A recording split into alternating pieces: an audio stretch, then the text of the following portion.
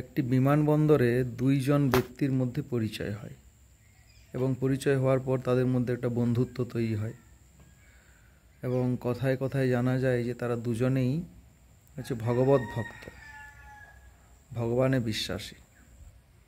কিন্তু একজন হচ্ছে ভগবানের সাকার রূপের বিশ্বাসী আর একজন হচ্ছে নিরাকার রূপের উপাসক, নিরাকার ব্রহ্মের উপাসক। তো যাক, যেহেতু দুজনই পরমার্থবাদী, ভগবত ভক্ত, তাই তাদের মধ্যে পরিচয়টা বন্ধুত্ব পর্যন্ত গড়িয়েছে এবং একই জায়গাতে তারা যাবে একই সাথে একই ফ্লাইটে। তো অপেক্ষা করছে, ফ্লাইট দেরি আছে।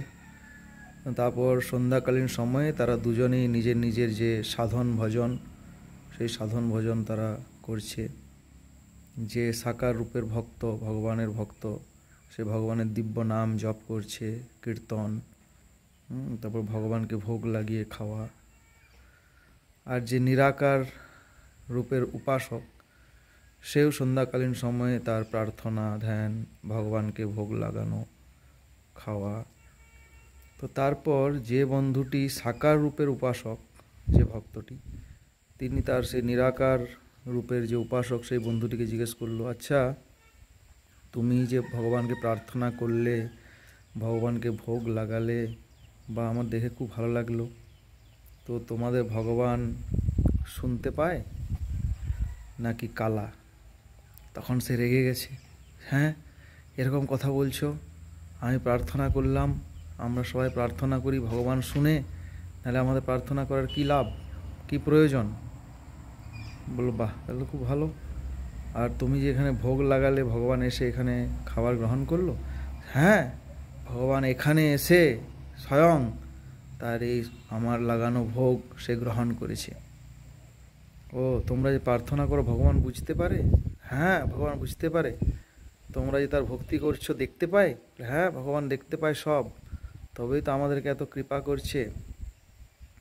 তখন সেই ভক্তটি, যে নিরাকার ব্রহ্মের উপাসক, তাকে জিজ্ঞাসা করলো যে তোমাদের ভগবান শুনতে পায় মানে কান আছে, দেখতে পায় মানে চোখ আছে, এখানে এসে খাবার গ্রহণ করলো তার মানে হাত পা মুখ আছে, তোমাদের সব কিছু বুঝতে পারে তার মানে মনও আছে। তাহলে যার চোখ আছে, কান আছে, মুখ আছে, হাত আছে, পা আছে, মন আছে, তো সে নিরাকার হলো কীভাবে, কোথা থেকে? তখন সেই বন্ধুটি বুঝতে পারলেন এই অত্যন্ত সরল কিন্তু গভীর যে তত্ত্ব দর্শন, সেটি সে উপলব্ধি করতে পারল। তো আমাদেরও শাস্ত্রে বর্ণনা রয়েছে যে ঈশ্বর পরম কৃষ্ণ সচ্চিদ আনন্দ বিগ্রহ, অনাদির আদি গোবিন্দ সর্বকারণ কারণ। যে ভগবান তিনি নিরাকার নন, ভগবানের সাকার রূপ আছে, সচ্চিদ আনন্দময় বিগ্রহ।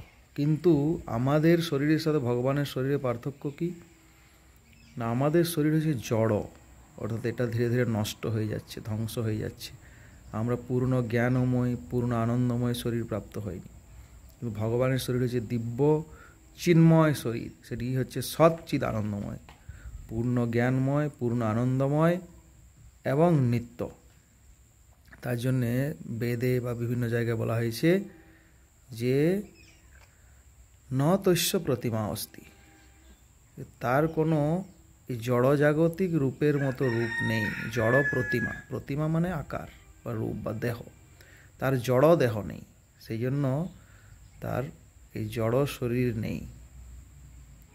তিনি জড় শরীরের ঊর্ধ্বে, এই যে চিন্ময় শরীর যুক্ত ভগবান। তো এই জন্য শাস্ত্র থেকে আমাদের জানতে হবে, মন গড়াভাবে আমরা ভগবানের, যিনি পরম পুরুষোত্তম ভগবান, the supreme personality of Godhead, যিনি সমগ্র বিশ্ব ব্রহ্মাণ্ড পরিচালিত করছেন, তিনি কীরকম হবেন, তার কি কার্যক্রম, তিনি কি করেন, কি পছন্দ করেন, হ্যাঁ, তার এই যে ভগবত বিজ্ঞান, কিভাবে তিনি এই কেমিস্ট্রি, ফিজিক্স, এই জড়জগতে যা কিছু আছে সেগুলো কিভাবে তিনি কন্ট্রোল করছেন, সমস্ত কিছু শ্রীমদ্ ভাগবতমে বর্ণনা করা হয়েছে।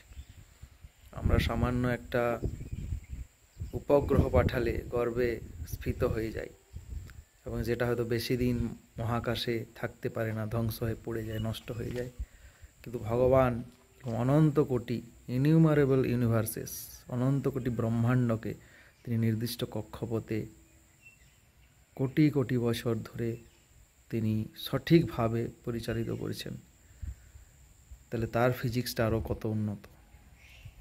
এগুলি জানার জন্য শুধুমাত্র জড়জাগতিক শিক্ষায় শিক্ষিত হলে হবে না, আধ্যাত্মিক বিজ্ঞানের অনুশীলন করা দরকার। এবং সেই আধ্যাত্মিক জ্ঞান আমরা গীতা, ভাগবত, বেদ, উপনিষদ, চৈতন্য চরিতামৃত ইত্যাদি জায়গায় সুন্দরভাবে বিশ্লেষণ করা হয়েছে। চৈতন্য মহাপ্রভু এবং পরবর্তীতে ছিল প্রভুপাদ এই ভগবত বিজ্ঞান, এই কৃষ্ণ বিজ্ঞান, এটিকে অত্যন্ত সরলভাবে তাদের গ্রন্থে সুন্দরভাবে বিশ্লেষণ করেছেন।